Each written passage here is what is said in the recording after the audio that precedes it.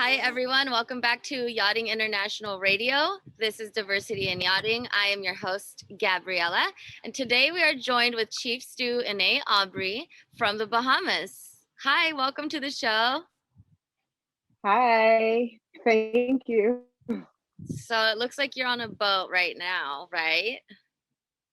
I am on the boat that I work on right now, and this is kind of the quietest place that I have. Yeah. If you do hear some sounds, that's our first mate. He's washing down the boat. We just finished a trip, so Nice. So why don't yeah. you tell everyone how long you've been in yachting and what got you started? Like, how did you hear about it? I know you're from the Bahamas, right? So it's just everywhere. So how'd you decide to join the industry? So it's kind of interesting. I used to work at the Atlantis Hotel as a tour guide. It's right behind me. Go ahead. Shoot, I used to work there as a tour guide, and I was working in concierge. But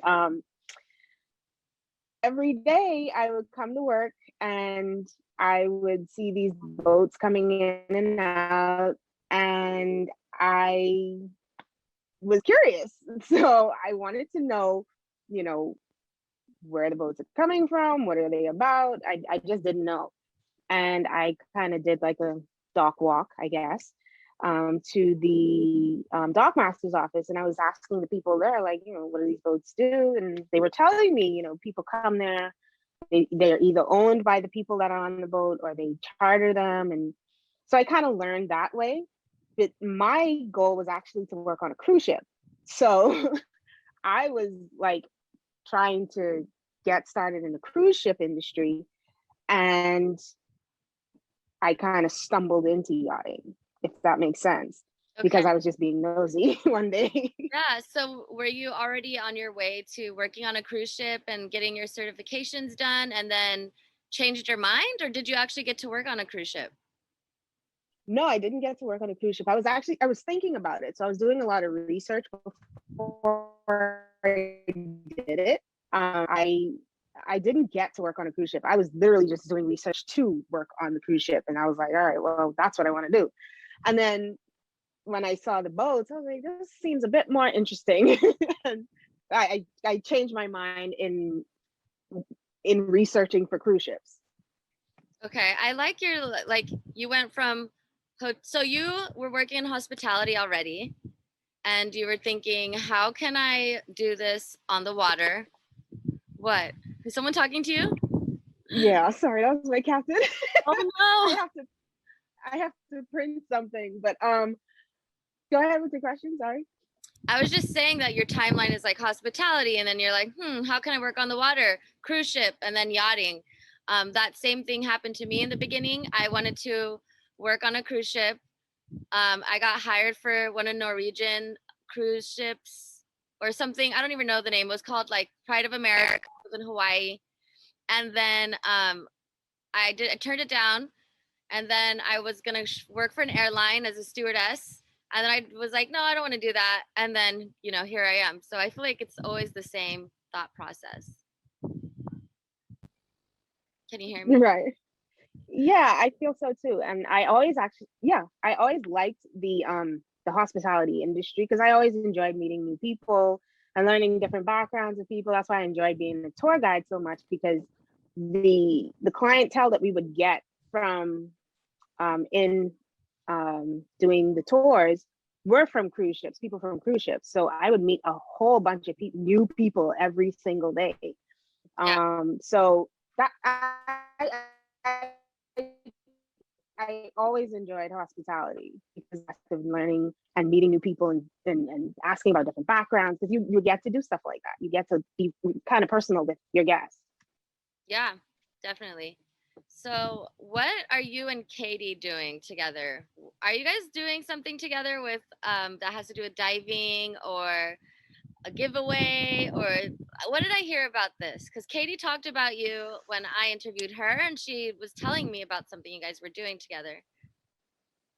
We are. So there is going to be a giveaway that we're setting up. I've been in the industry for now, gosh, 10 years. And What? yeah, I've been doing this for about 10 years now. It's hard to believe, but um in my journey, I realized that there's not people out there that can introduce you to the yachting industry per se, like in a course. And how do you get into it? What do you need to do to get into it? So I came up with a course 2 years ago, called Breaking Into the Yachting Industry, and it's on Udemy for sale for about $25. And it's like a 30 something minute course that literally teaches you the blueprint as to what you need to do to get into the industry. Because in my journey starting out, it was literally just me asking people a bunch of questions and learning a lot of stuff via experience. Like nobody was giving me like a step by step, this is what you need to do, these are the classes you need to take, this is like, nobody gave me any of that. So I was like, okay, well, I know a lot of people that will want to get into this. And so I made the course. And so Katie and I are partnering up, and we're going to do a giveaway where I'm going to give the course away for free to 10 students who's interested in taking the course and or even just learning about the industry itself. Yeah. So are you just gonna like blast the information like on all of our yachting Facebook groups and like Instagram? Yes, definitely. That's the plan. And then Katie is going to do some more stuff on her side, but you're going to see a lot about it. Okay, cool. So we'll make sure to post about that when the time is coming up, because yeah, like there is so much to learn. Yeah. You know, I had to go through the Facebook groups like, hey, I'm new to the industry, I don't know what to do. And you know, you get some really nice people like you or Katie or me now, where they're like, okay, first thing you need to do is do this and get your SCCW and go to this school and stay at this crew house. But then there's like the assholes out there that are like, well, first you need to do your research. It's like, I am doing research. Yeah. That's why I'm even in this group asking questions in the first place. There's always Exactly. like a one person that's like, well, why don't you go to the search bar and type in your question, because a million other people have asked it. And it's just like, it's so discouraging in the beginning when people are just so quick to write you off. It's almost like they forget where they came from. Like they forget that they were Definitely. before after having all of this Yeah. experience, and they're like, they have like zero tolerance for newbies. It's hilarious. I know. And being a newbie, being green, it's like you said, it's very discouraging because you're so excited to get into it. You're so like, I really want to learn this, I want to do this. And when you run into people like that, I was like, I have to work with you. Like, I don't think I want to do this anymore, you know? Seriously, that's a real thing. Like, I'm like, okay, I'm starting to like see a theme here. So with that being said, like, were you hesitant to join at first? Did you notice? I mean, in the Bahamas, it's different. I see so many Black people on boats out here, and I'm just like, hey guys, like, so excited, you know, because I never see it anywhere else. So did you notice that there was a disparity in the people of color on the interior or on the exterior? Did it like make you maybe second guess if you wanted to do it at all, or if it was possible? No, not at all. Like, I don't let stuff like that discourage me, but I did notice it. Okay. I definitely noticed it. And it kind of made me push harder because I knew, okay, well, maybe I'll be the first one. Like, I don't know, but Yeah. But I did notice it, and I think in the 10 years, and it's sad to say that in the 10 years that I've been in the industry, I know of myself, Katie, the chef that I work with, and one other lady that I met earlier on in my career. Now you, but 4 female interior chefs or stewardess. Do you work with Chef Emily? I do. Yay! I do. Yes. Yeah. Oh, wait, I saw your guys' picture. Yeah. Well, I've been trying to interview her for a minute now too. So hopefully, maybe you can. The boat is really busy, which is why it took so long for us to catch up. So I know. yeah. busy girls. I love it. Get that money, Yeah. honey. So have you ever worked on a boat other than this one with more than one Black person on as crew? Honestly, no. I've worked where I was either the only Black person or one of two. And usually I would be the only Black girl on the boat. Yeah. Yeah. Damn. Just out of curiosity, because I want to see like how long I'm going to be in the industry. Because you know, I'm starting pretty late in life.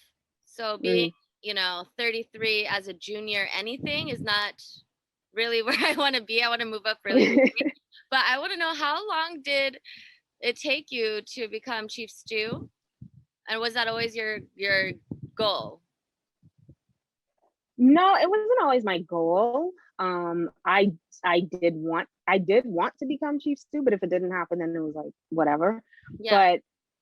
But I'm now chief stew after 10 years. Damn. And I've heard of people, and it's only because, honestly, I feel like it's only because of the program that this boat is, which is, it's a smaller boat. It's like an 88-foot, 5-stateroom boat. Yeah. So it only requires one stew. Yeah. So I am chief stew by default. Yeah. But I feel like if it was a bigger boat, then I may have had challenges moving up. Right. But it wasn't something that I didn't even plan on being in the industry this long. Yeah, But 10 years it's, is a very it's something long time. that, it's something that just kept calling me back. I'll put it like that, because I've tried to change careers at least 3 times since I've started. And I was like, I could do one more trip. Yeah. And then you end up doing 10 more. Right, exactly. Well, that's cool. So like with your classes, are you going to try to spread the word in communities that may not have access to the maritime industry or may not be aware that this is something you can do for a living? Like, are you going to try to gear it towards people of color specifically, or just put it out there for everyone? Or Definitely. When I first put the course out, it was 2018. I actually did. I introduced it to a school in Grand Bahama in Freeport, Jack Haywood, because I feel like they already have a maritime program in the public schools here. So I was like, you know what, they should explore different avenues, because the most that they would turn to would be the Royal Bahamas Defense Force and the cruise ships. Yeah, like more commercial kind of careers. And I was like, I want to show them more. And I want to show them that there's, other things that you can get into with your maritime certification. And so it's I did that, and I definitely want to do more so dealing with schools, because I feel like if I were to focus my target on the younger generation of people, they can have a different mindset about certain things. People that are older, they're kind of like settled, and it's harder to convince them that, this is something that's good. So if I can target the younger generation, the teenagers, people who are getting out of school and excited about getting into life, I'm like, all right, well, I'll target them, because they'll be more bright-eyed and bushy-tailed and eager to learn, and things like that. And I definitely want no, go ahead. I want to expose them to more things than just a cruise ship.